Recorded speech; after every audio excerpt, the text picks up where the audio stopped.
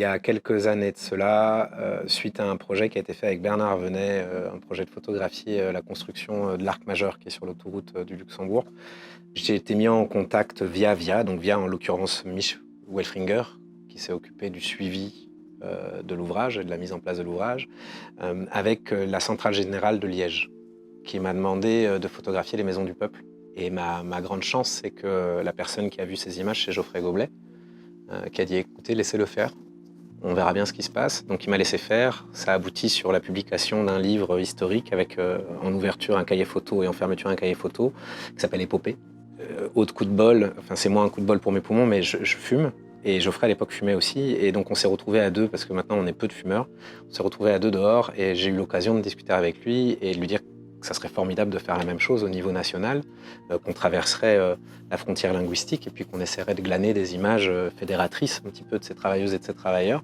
Et un an plus tard, sans que je demande rien, Geoffrey m'a rappelé en me disant « écoute, ça y est, on peut faire le projet, il faut juste voir un petit peu les modalités, mais nous, ça nous intéresse que tu ailles photographier et que tu glanes des images des travailleuses et des travailleurs. » On est vraiment sur quelque chose, sur un ouvrage qui met à la fois en avant les travailleuses et les travailleurs dans toute leur diversité, qui met en avant leur environnement, qui met parfois en avant leurs outils, mais aussi parfois leur vie dans le travail de tous les jours. Si je prends cette photo, c'est une photo, on voit que c'est une photo qui se déroule probablement en fin de journée, après une journée de travail.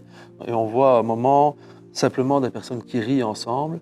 Et donc aussi un moment de fraternité entre des travailleurs avant de rentrer chez eux. Het zijn zeer mooie foto's, het zijn heel krachtige foto's. Met dus zicht op de werkvloer. En met mensen die u aankijken.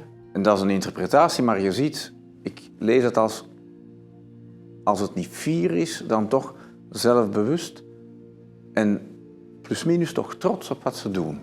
En ze willen dat laten zien. En dat vind ik heel, heel sterk. Il y a la réalité des secteurs, donc il y a aussi un travail qui doit être fait pour qu'il y ait plus de femmes dans les secteurs qui sont réputés comme masculins, et donc ça c'est plus un travail en amont qui doit être fait pour permettre que l'ensemble des secteurs soit ouvert aux personnes de tous les sexes et de tous les genres. Je pense que si on avait dit on veut absolument 50% de photos avec des femmes et des hommes, ce n'était pas non plus représenter la réalité du monde du travail dans les secteurs qu'on représente. Ik vind alle foto's zeer geslaagd. Het is natuurlijk een zeer goede fotograaf, hè? Maar mijn eerste indruk toen ik het boek bekeek was duister. Maar dat duistere heeft nu perfect de arbeidsomstandigheden weer, het leven van een arbeider. Want een arbeider werkt niet in de aangenaamste omstandigheden. En heeft ook een heel mooi beeld weer van de maatschappij, de multiculturele maatschappij. Iedereen is erin vertegenwoordigd. L'idée première, c'est vraiment de montrer par la photo quel est le prolétariat aujourd'hui, qui sont les prolétaires, qui sont les travailleurs, et vraiment de les valoriser et de les mettre en avant. C'est important de faire connaître la vie d'entreprise. Et ce livre-là a permis de le faire peut-être dans un milieu un peu restreint. Mais le Belge en lui-même, je pense qu'il ne sait pas ce qu'il a comme valeur dans l'industrie en Belgique. Parfois, nos épouses, nos enfants ne connaissent même pas ce qu'on vit nous dans l'entreprise. Ik vind bijvoorbeeld deze foto van die arbeider die daar staat en die u recht aankijkt, zelfzeker, met zijn instrument in de handen, in het stof.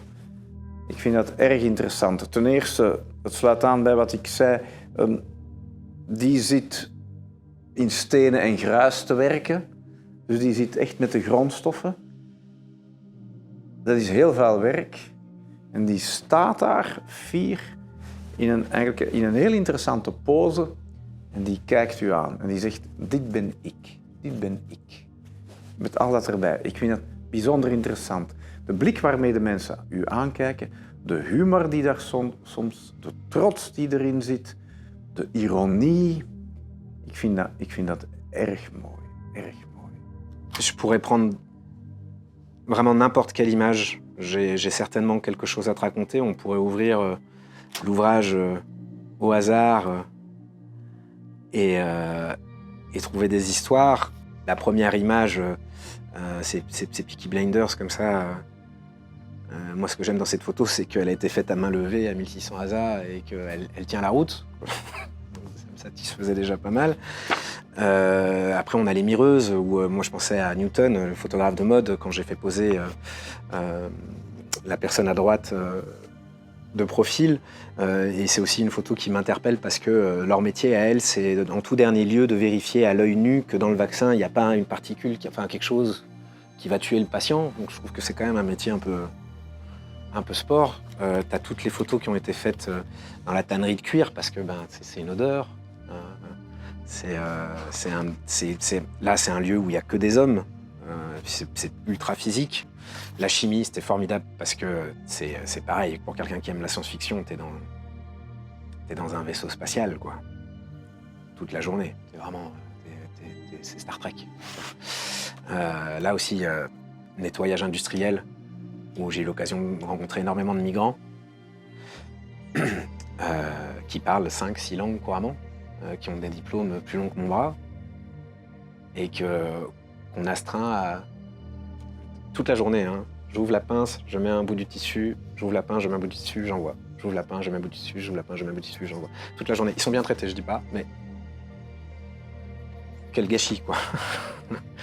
Ik zou wel willen weten bij die mensen hoe het met hun rug gesteld is na 30 jaar.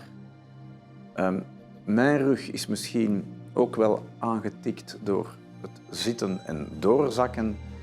Die fysieke aspecten die je daar ziet, dat vind ik erg interessant. Het is de wereld die niet de mijne is, maar daardoor zie ik die wel. Et il y avait tu sais, des cuves vides. Et t'as vraiment pas le droit de rentrer dans une cuve vide. Et puis je suis rentré et il m'a accompagné, il m'a laissé faire. Et là, c'est magique. Tu fais un claquement de doigts, tout se réverbère, la lumière qui rentrait. Il y a une des images où tu vois un ouvrier qui regarde comme ça en l'air. T'as une lumière et t'as un smiley qui est dessiné au-dessus. Et c'est juste cette cuve qui était sensationnelle. Et d'ailleurs, ça me rappelle qu'il y a un pan qui manque énormément à cet ouvrage, c'est le son. Il y avait des sons, dans toutes ces entreprises, il y avait des sons incroyables, mais vraiment incroyables. Déjà qu'un employeur nous dise cette photo-là ne représente pas pour moi le monde du travail, donc je trouve qu'elle ne devrait pas se trouver dedans. C'est déjà que lui estime qu'il a le droit de pouvoir dire ce qui peut être dans un ouvrage ou pas. On n'a pu rentrer que dans les entreprises où on était syndicalement suffisamment respecté que pour pouvoir y mettre les pieds. Et dans les autres, on n'a pas pu. Donc c'est effectivement quand même aussi révélateur. Je veux dire, ce qui est aussi intéressant, c'est ce qui n'est pas dedans. Il y a ce qu'il y a dedans, qui est évidemment très beau et très intéressant dans la démarche, mais ce qui n'est pas dedans est aussi important et intéressant. C'est-à-dire que tu arrives à un endroit, il est 4h du matin, 5h du matin, tu prends le car avec les gens, tu es invité au pas de course. Vraiment pas de course, hein, à faire tout le tour de l'entreprise parce que y a pas à chier. Je veux dire, quand tu bosses depuis des années dans un lieu, tu es fier de le montrer quand même, ce lieu. Donc les délégués qui m'accompagnaient étaient fiers de montrer le lieu. Donc tu respectes ça, tu fais le tour. J'étais protégé tout le temps. Donc non seulement j'arrivais de la part d'une grosse machine qu'est la FGTB, mais après, in situ, j'avais des délégués avec moi. Et les délégués, c'est des gens, faut pas trop les embêter, quoi, tu vois.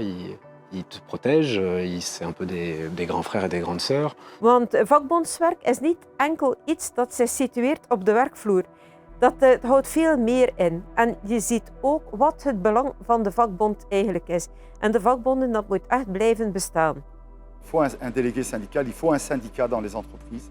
Sinon, il y a vraiment du laisser-aller par rapport aux droits des travailleurs. Et donc c'est important que les délégués soient présents, soient dans tous les différents postes, ou en tout cas les grands postes de travail qu'il y a dans l'entreprise.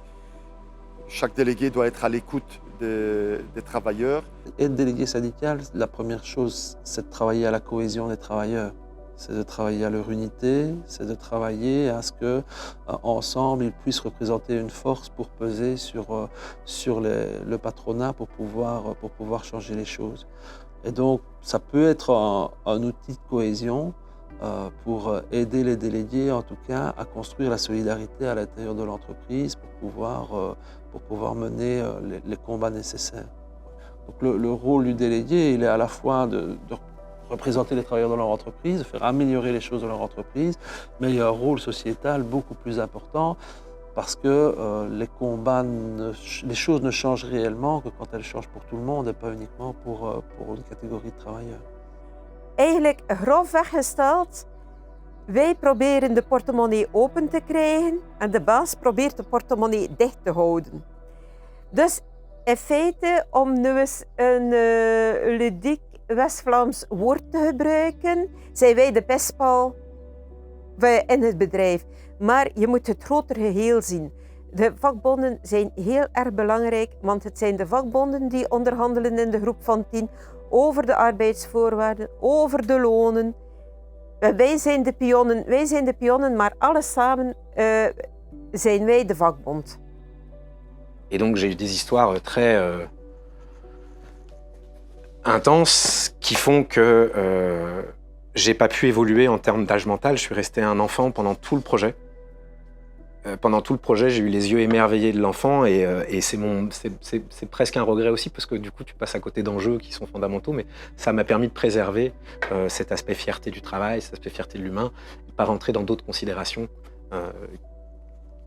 dont on pourrait parler parce qu'on parle quand même du monde du travail. J'ai découvert moi-même dans ce livre, il y a des endroits où améliorer la qualité de travail voudrait dire peut-être supprimer ce poste de travail. Ça, c'est le gros problème de la vie d'entreprise aujourd'hui. C'est les vrais défis qu'on a. Il faut rendre les postes de travail agréables et aussi qui ne sont pas dangereux, même pour la santé du travailleur. Mais en même temps, il faut garder le travail.